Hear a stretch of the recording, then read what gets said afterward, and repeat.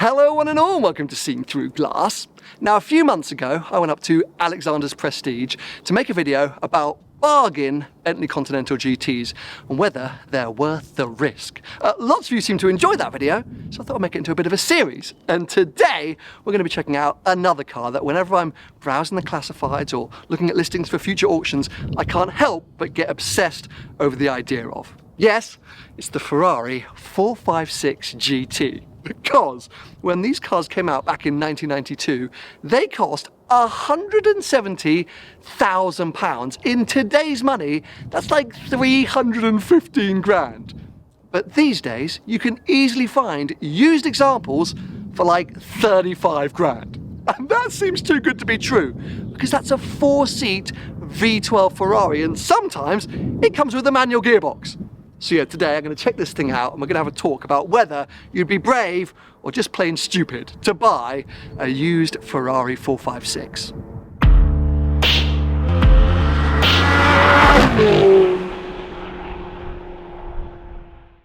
Now, just like when I went to Alexander's Prestige, I'm using a fairly spectacular example for this research. I'm down at DK Engineering with potentially the best 456 currently for sale, I'm going to say, in the world. This car was ordered from new by the iconic musician Eric Clapton. He bought it back in 2001. I think it's only done like 25,000 miles since then, and it's just had well over £30,000 spent on it, including putting it through Ferrari's very own Classic A program. If you want to know more about the Classic A program, go and check out my recent video where I drove some classic Ferraris at the Ferrari factory. But essentially, Ferrari themselves go through a car with a tooth comb and replace any parts that need to be replaced, repair things, essentially get it back to kind of factory, well, not even factory spec, how it was when it left the factory.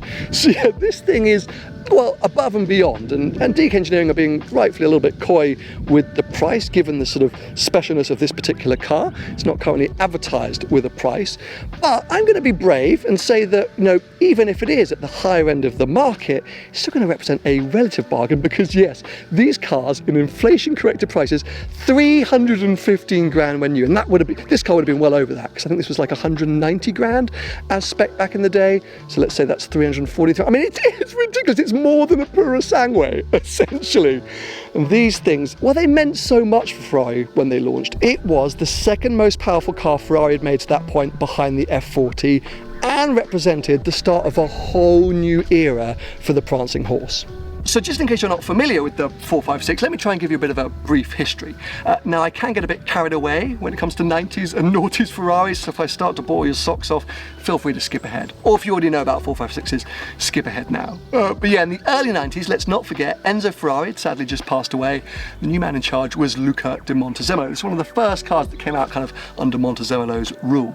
And it marked, well, a big step forward for Ferrari, but also a bit of a throwback.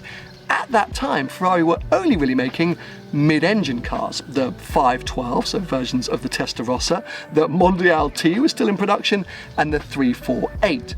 It had been, well, since the early 70s that Ferrari had made a front-engined, rear-wheel drive 12-cylinder, the Daytona. This thing marked a return to that formula, and actually, when it launched, lots of people referred to it as the modern-day Daytona. Even some of the styling cues, well, Ferrari said were from that car. But we now know, obviously, that this car was actually succeeded by things like the 612 Scaglietti, the FF, the GT4 Lusso, and it was the 550 Maranello that was the true successor to the Daytona. Because yeah, this is a 2+2. It wasn't just the price, though, that would have been jaw-dropping about this car back in the day. With 440 horsepower, it was the fastest 4-seat car in the world at that point, and did have a lot of sort of new tech.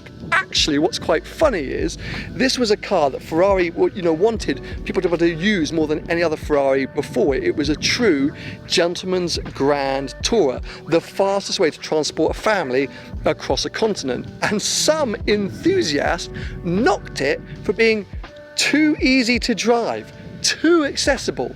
Does that not sound like a million reviews from today? Whilst it was exceptionally high-powered, very fast, very forward-thinking from Ferrari, people got in it and were like, oh, it's not as sketchy as I want it to be, which is quite outrageous. I mean, it's a comment I know I've personally made about modern supercars like 1,000 times. which I guess proves nothing ever really changes. We just go around in circles and always obsess over the past. Anyway, eagle-eyed viewers amongst you will have noticed that this is a 456M, the modificata, which actually launched in 1998, some 6 years after the original 456, and it was all about kind of bringing it a little bit more into line with the then recently revealed 550 Maranello. The changes were very minor. Visually, it's quite hard to tell the two apart. Inside, a few tweaks were made, but the three main differences were, firstly, the 456 GTM got the first commercial application of carbon fibre. The bonnet on this car is carbon fibre, I guess to help with the overall weight. Couldn't really find an explanation as to why they chose to do that part in carbon fibre, but it's cool, I suppose. Secondly, there was a sort of deployable spoiler on the underfloor of the original 456 that became fixed for the M. And then finally, the firing order of the engine was changed to make it a bit smoother. I mean, as I mentioned, this was a refined gentleman's GT car, and apparently the original one was just a bit too rough. This one now glides as you waft to the Riviera. Speaking of wafting, whether you were buying a 456 or a 456 GT both were always available with either the 6-speed clickety-clack manual gearbox or an automatic. They were called the GTA. So it gets a bit mouthy towards the end because you've got the 456 GTA M. Yeah, that is a mouthful. Isn't there an Alfa Romeo with that name? Anyway, supposedly the automatic's quite nice. It sort of suits the car. You just trickle along basically. The M cars, at least in the UK, were mainly automatics. Prior to that, it was always about 50-50, but most people went for automatic in the M. So this is making this car even rarer because yes, it has the iconic gated 6-speed.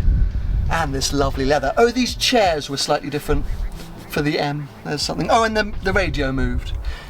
As I was saying, very little minor tweaks. I told you, for the M, they made it smoother, more refined, and yeah, no shriek like the modern cars. It's all just very chill, and it just runs ever so smoothly. Fly-off handbrake, that is down. First gear. Sort of sitting up quite high in this cabin. I don't feel like I'm sort of sunk down low. And the pedals actually feel a bit offset. It's quite a narrow pedal box in comparison to, for example, my 360. Everything's sort of over here, and I feel like I'm wearing the wrong shoes as well as the wrong clothes. But anyway, let's get on with it. Not the first time I've driven a 456. I've actually driven two before. One during Drive the World, and then one more recently in the south of France. And I have always really enjoyed it. It's a very pleasurable driving experience, windows up.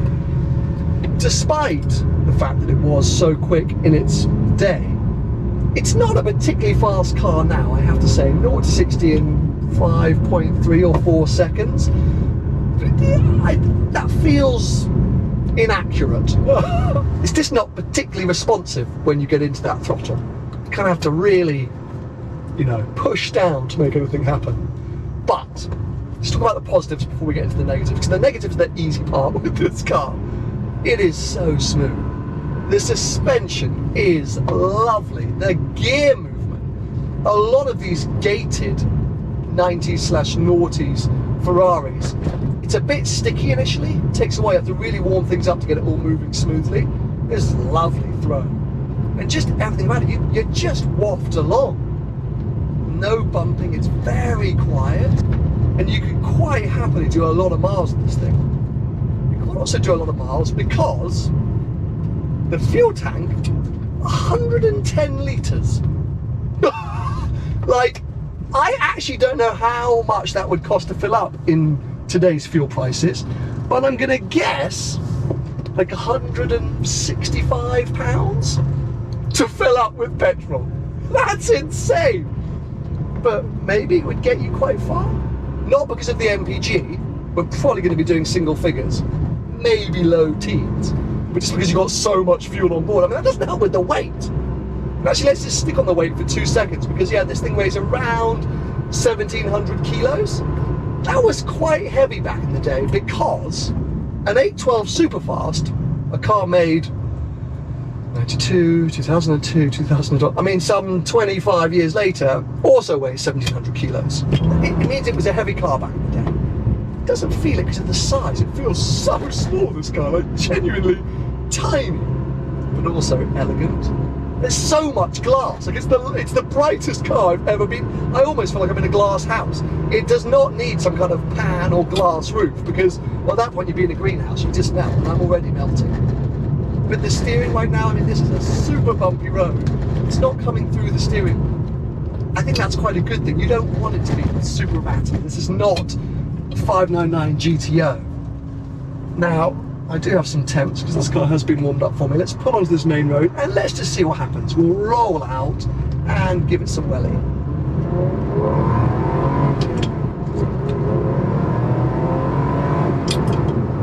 I did get an ASR active light, which is the traction control. That surprised me because I didn't feel like...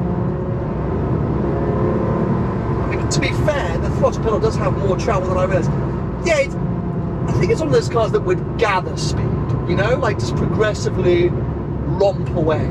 It's definitely not something for power slides out of a Cars and Coffee meet. Not that you should be doing that anyway. But it is really not a Larry Ferrari. And I think that potentially is the disappointment, or could have been the disappointment back in the day. Ah, screw it, even now. 550 have a similar vibe, but it just feels a little bit more up on its toes, the 550. So, yeah, it's a car that I would love to just waft around and take on big European road trips. The problem is, I'm not sure I would ever make my destination because, yeah, we've got to really get into it. The list of potential problems with these cars is sort of endless. I mean, Ferrari were making strides in the right direction. This was the beginning of them figuring out their model line with the mid-engine V8 stuff, the front-engine V12 things. What we now know of today was put in place, or started to be put in place with this car. And yes, a lot of this stuff was kind of mind-boggling at the time and felt like this refined thing, but it all I think the quality control wasn't there. They were still very Italian. So, not only does stuff break, it's really hard and expensive to fix. Like, everything requires a huge amount of labour.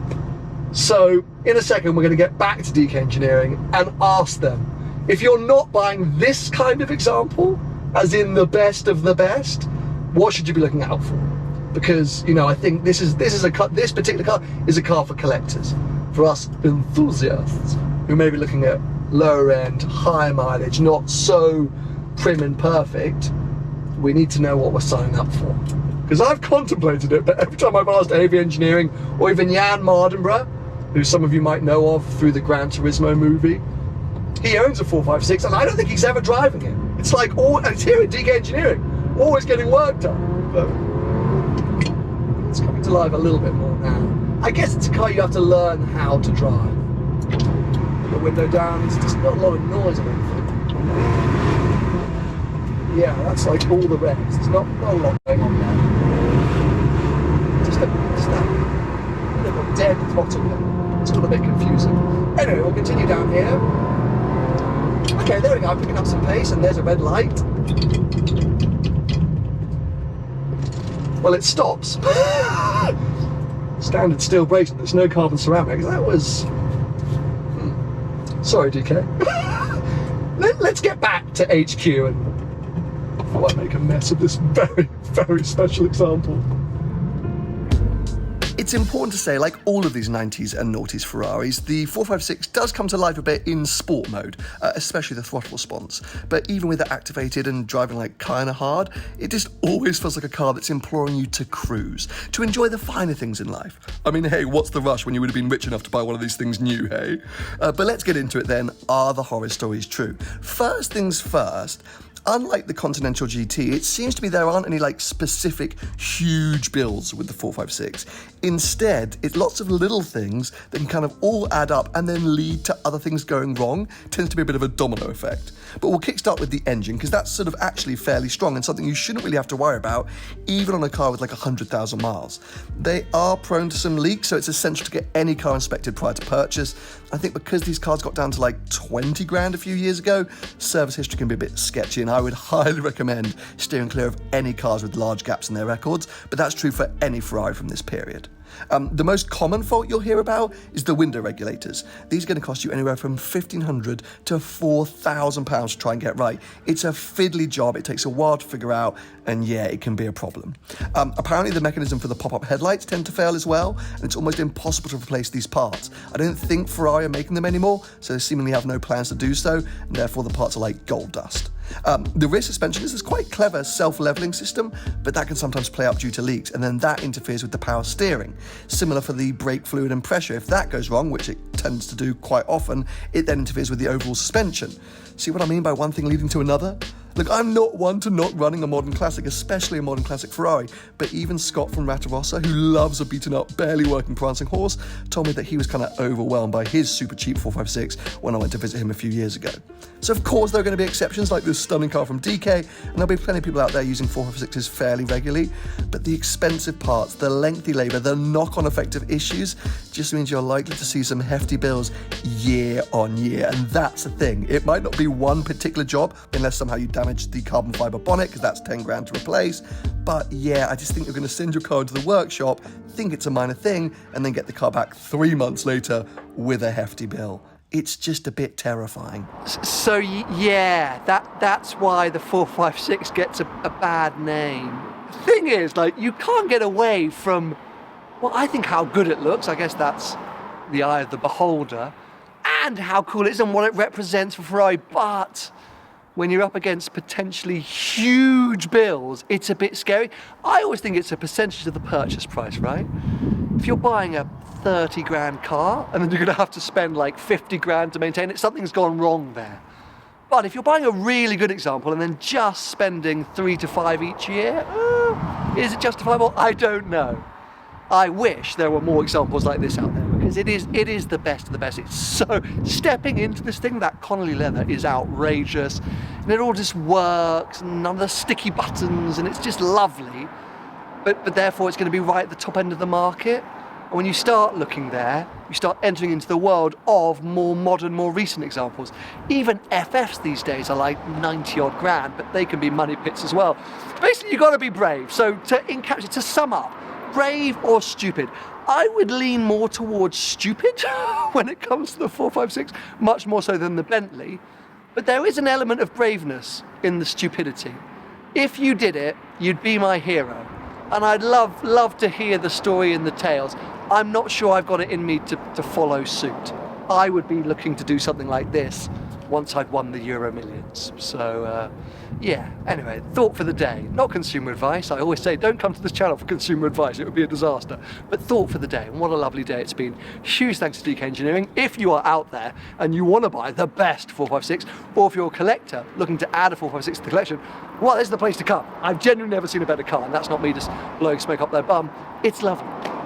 If you want to continue following these adventures, subscribe now, turn on notifications, and I'll be back with you next week for the complete opposite end of the scale, a brand new sports car down in Spain. More on that soon. Adios for now.